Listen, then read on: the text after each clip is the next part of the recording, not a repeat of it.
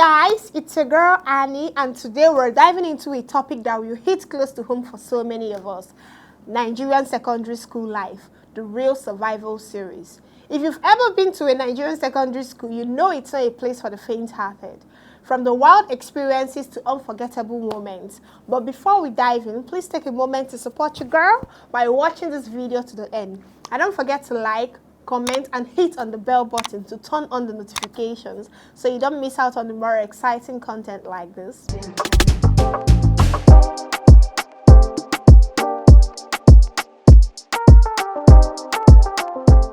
Number 1, the morning assembly, a true test of endurance. If you didn't experience morning assembly in a Nigerian secondary school, were you even in a Nigerian secondary school?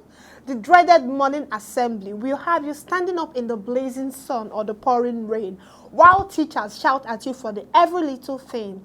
If you thought you were safe because you were in a corner, think again. There is always that one teacher who seems to have the eyes of a hawk, watching every move you make.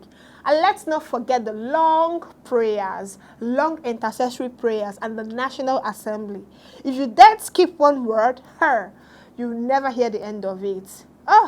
The morning assemblies, no. Number 2, the constant fear of being called out in class. You never know true fear until you sit in a Nigerian secondary school classroom and hear the teacher ask, "Who can answer this question?" If you're lucky, you'll pretend to be invisible and they won't see you. But we all know that one person who always gets called on, whether they are prepared or not. And then there is that awkward moment when the teacher decides your answer is wrong and you can feel the weight of the class judging you. If you didn't survive that, did you really survive the Nigerian school? And let's now add on it, if the teacher decides to punish you for getting the answer wrong. Well, I'm sorry. Oh, here is your case. Number 3, the irreplaceable school uniform drama. You know what's more stressful than a 6 a.m. class? Making sure your uniform is ironed to perfection every single day. And don't even get me started on the headmaster or senior prefect on the prowl. If your skirt is too short or your shirt isn't tucked in, you get called out and probably be asked to do some ridiculous punishment. And heavens forbid you forget your tie or your socks, because the punishment that follows afterwards will have you questioning why you didn't just get to bed early instead. And really, the punishment most times, they don't even fit the crime. And it will have you questioning whether you stole bread from the market or it's just because of this uniform you're being punished. Number 4, the legendary senior prefects and the fire they brought. When you see a senior prefect walking down the hallway, it feels like they own the school. Senior prefects in Nigerian secondary schools are like a mini versions of the principal. They have the power to send you on impossible errands, humiliate you in front of the whole class, or ask you to do something as ridiculous as holding a flag for no reason.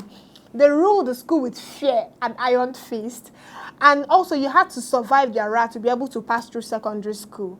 If you ask me, I would say they're just channeling their inner Cecil Lannister, because why all those show of power for no reason? Number 5, developing a thick skin, the unwritten skill you need. Let's be real. If you didn't develop a thick skin in Nigerian secondary school, you weren't truly prepared for life.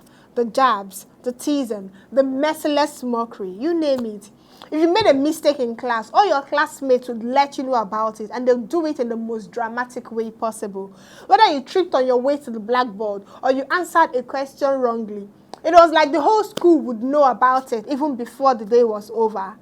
And if you had the misfortune of getting caught in an unfortunate event, be ready for a lifetime of ridicule. Your classmates would drop jokes on every chance they got, and they'd even give you a nickname from the unfortunate event.